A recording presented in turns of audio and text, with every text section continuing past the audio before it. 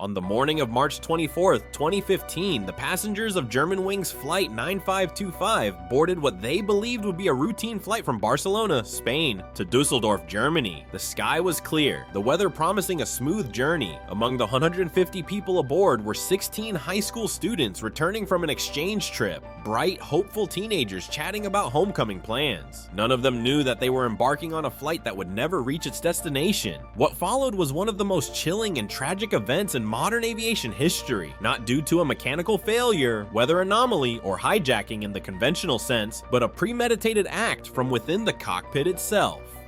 The morning of the flight, at Gate 101 of Barcelona El Prat Airport, an Airbus A320 stood ready. It was a seasoned aircraft, having completed more than 47,000 flights without issue. The plane was operated by Germanwings, a low-cost airline under Lufthansa's umbrella. Inside the cockpit were two pilots, 34-year-old Captain Patrick Sondenheimer, a respected father of two with over a decade of flying experience, and First Officer Andreas Lubitz, a 27-year-old relatively new to commercial aviation. The crew conducted their pre-flight checks as passengers filed into their seats. Everything about the departure was unremarkable. The plane ascended smoothly, crossing into French airspace around 9:30 a.m. There was no indication that the day would end in disaster, but the seeds of this tragedy had been planted years before. The man behind the controls. Andreas Lubitz's love of aviation began early.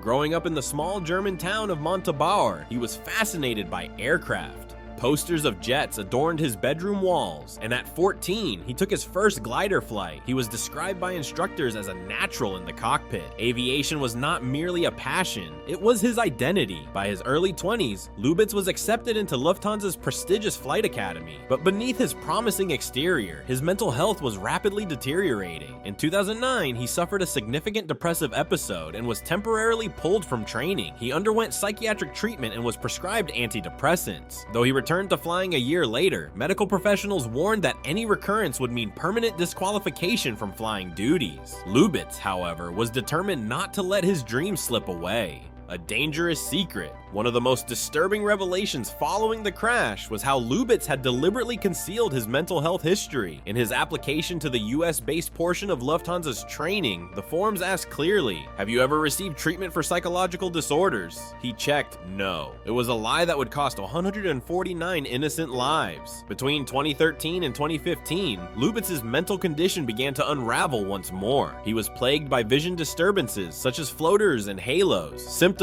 that no specialist could explain. More than 40 different doctors evaluated him, including psychiatrists and neurologists. The consensus was unsettling. The problem wasn't with his eyes, it was in his mind. He exhibited signs of hypochondria, psychosis, and recurring depression. At least one doctor recommended that Lubitz be hospitalized. Several issued notes excusing him from work, but none of these notes reached Germanwings. Lubitz chose to keep them hidden, continuing to fly despite being medically unfit. The descent. Mid-flight, Captain Sondenheimer decided to take a brief restroom break, leaving Lubitz alone in the cockpit, a standard practice under most airline procedures at the time. As the cockpit door closed behind him, Lubitz seized the moment. He reached for the door locking mechanism and flipped it from normal to lock. In doing so, he ensured that no one, not even the captain, could re-enter the cockpit. Reinforced cockpit doors, implemented after 9/11 to prevent hijackings, now became the very instrument of catastrophe. Lubitz then adjusted the autopilot altitude setting, from cruising altitude down to just 100 feet. Outside the cockpit, the captain quickly realized something was terribly wrong. The aircraft had begun descending rapidly, an anomaly at cruising altitude. He rushed back and entered the emergency code to unlock the cockpit door, but the door remained sealed. It can only remain locked if someone inside has manually overridden the emergency unlock function.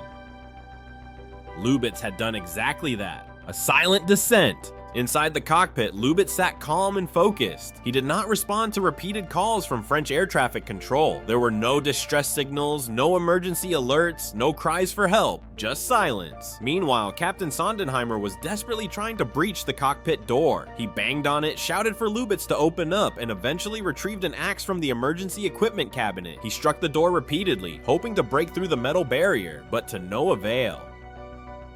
The descent continued. The passengers, now fully aware that something was gravely wrong, began to panic. The cabin crew could do little more than comfort them. The mountainous terrain of the French Alps loomed ahead, growing larger in the windows with every passing second. Alarms in the cockpit blared. Terrain! Terrain! Pull up! But Lubitz remained silent, unflinching.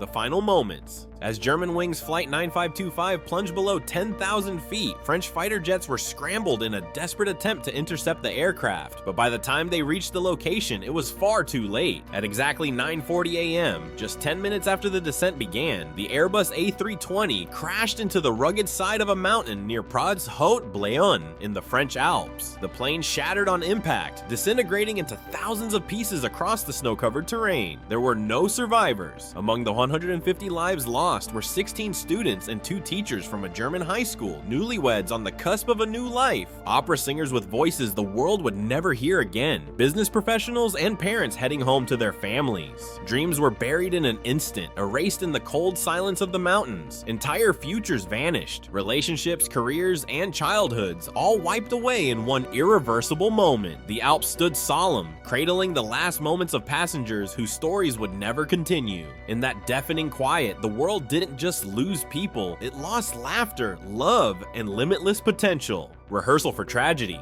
Investigators would later discover that Lubitz had practiced the crash just hours earlier, on the outbound leg of the journey from Dusseldorf to Barcelona. While the captain had stepped out, Lubitz briefly manipulated the altitude settings to simulate a descent. He then returned them to normal. The autopilot didn't respond due to a different configuration mode, but it wasn't a failure, it was a rehearsal. Authorities also found a torn-up doctor's note in Lubitz's apartment, excusing him from work on the day of the crash. It was clear, this was a meticulously planned murder-suicide. Aftermath and reforms. The public and aviation industry were horrified by the revelations. How could someone so mentally unstable be allowed to fly a commercial jet? In response, several countries swiftly implemented new rules requiring 2 crew members to be present in the cockpit at all times. Airlines also promised to reevaluate and strengthen mental health screenings for pilots. But these reforms, while well-intentioned, have not all stood the test of time. In the years since, many airlines have quietly reversed the 2-person cockpit rule due to staffing and operational challenges. More importantly, the stigma surrounding mental health, especially within aviation, remains. Pilots are often reluctant to disclose psychological issues for fear of being grounded permanently. This silence can be fatal. A sobering legacy. The crash of Germanwings Flight 9525 serves as a haunting reminder that the greatest threats to aviation safety are not always mechanical. Sometimes they are human, hidden behind confident smiles, beneath crisp uniforms, and buried deep within troubled minds.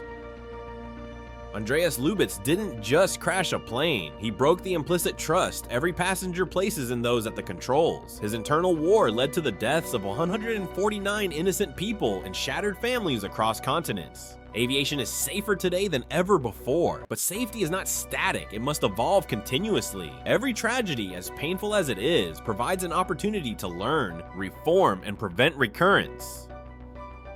Let us hope the lessons of Flight 9525 are not forgotten, because somewhere another pilot might be struggling in silence, just one flight away from disaster. If this story moved you, don't forget to hit that like button. It helps more people discover the truth behind these hidden tragedies. Subscribe for more powerful true stories that dig deeper than the headlines. Got thoughts or questions? Drop them in the comments. We read every one. Thanks for watching, and until next time, stay curious, stay safe.